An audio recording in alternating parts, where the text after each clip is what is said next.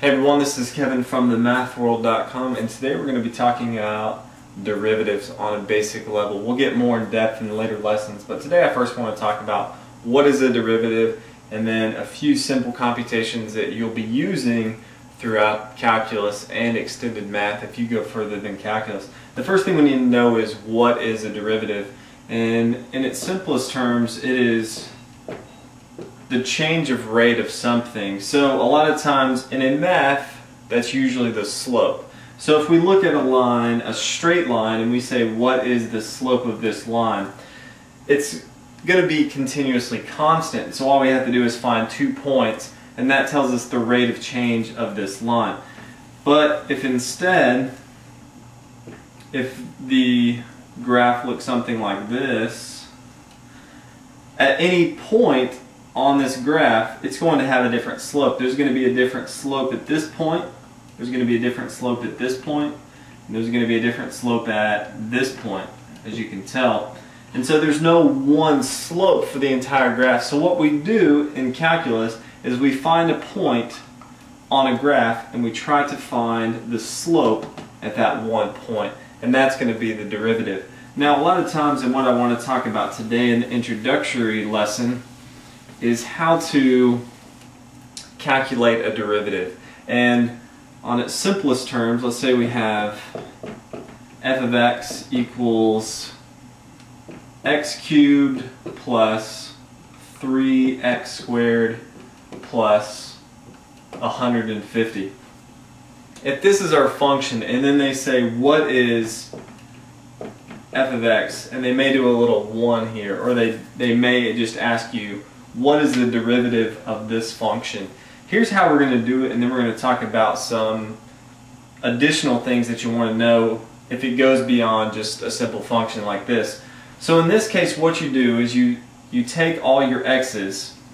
If you have any constants, like a number that doesn't have a variable, then you can just go ahead and get rid of those. When we take the derivative, that's going to equal out to 0, so you can just completely disregard that. All we're going to focus on are the x's in this case. And all we do is this x third, is we take this 3 and we multiply it to the beginning. And in this case, since we just have a 1, it becomes 3x. And then we subtract 1 from the exponent. And 3 minus 1 is 2. So we are left with 3x squared. 3x to the second power. And the same thing over here. We have 3, we multiply 2 to 3, and we're left with 6, and then we subtract 1 from this 2, and we're left with 1. And since we don't really write 1, the derivative of x cubed plus 3x squared plus 150 is 3x squared plus 6. And so this is going to work anytime, and it's very important to know how to work any of these. So we'll go with another one. We'll say 10x to the 4th minus 2x squared plus 3x. And they say, what is the derivative of this function right here? First thing we need to do is multiply 4 times 10, and we get 40.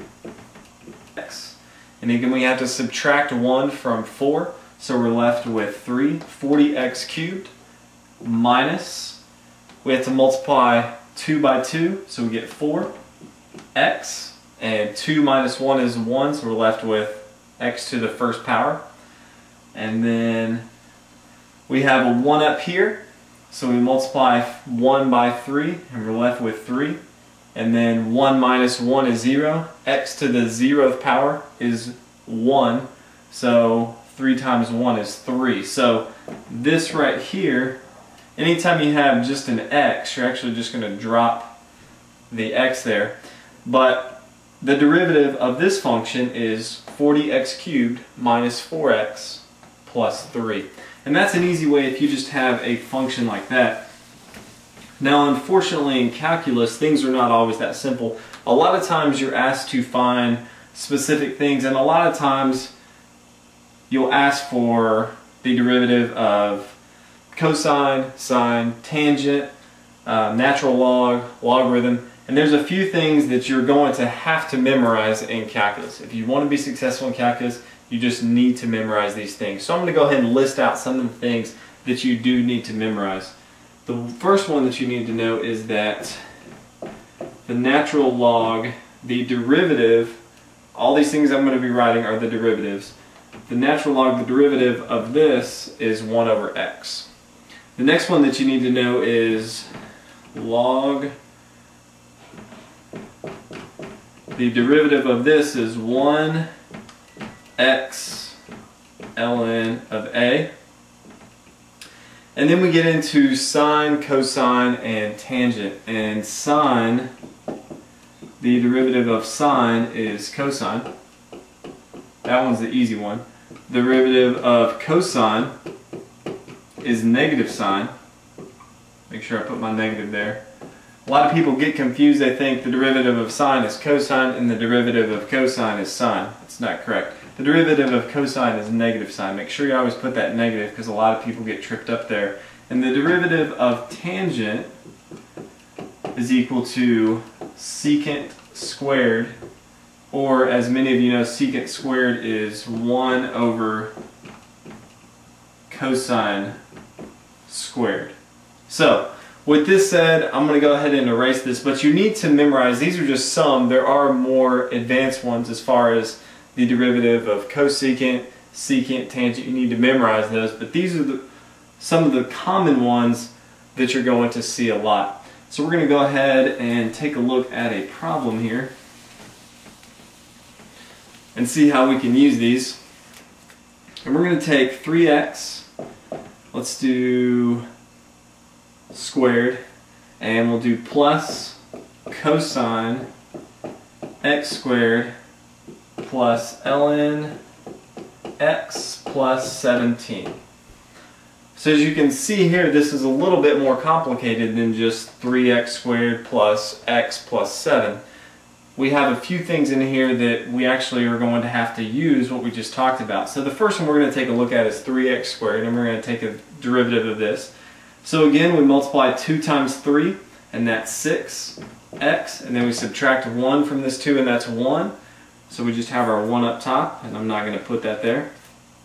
Next thing we need to do is cosine, and the derivative of cosine is negative sine, so remember that. So we have negative sine, and we have this x squared in here, and we have to do the same thing with this as we would out here. So just like for x squared, if you take the derivative of x squared is 2x, remember multiply the 2 out and then subtract 1, we have to do the same thing with this x squared. So we're actually going to put 2x out here, and this is going to stay the same. So the derivative of cosine x squared is minus 2x sine x squared.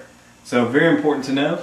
And then plus, now a lot of times if you don't have this memorized, you're going to have no idea. But since we already talked about it before, we know this is 1 over x. And as we talked about before, the derivative of any constant number is going to be 0. So we can just delete that. We don't have to have it in there. So this is your function, and this is the derivative right here. So a lot of times it may be simple, but a lot of times you'll have to build on different things that you've learned in the past, and a lot of times you'll have to have things memorized because you're not going to sit there and know how to find the derivative of cosine. You're going to have it memorized. So very important to know how to find the derivative, but also a few things that you have to have memorized. So this is the intro to derivatives. Later on we'll get into a little bit more advanced and take a look at how to use those. So if you haven't already checked out the website, themathworld.com, and make sure you subscribe to the YouTube channel, and I will see you guys in the next video. Thanks for watching.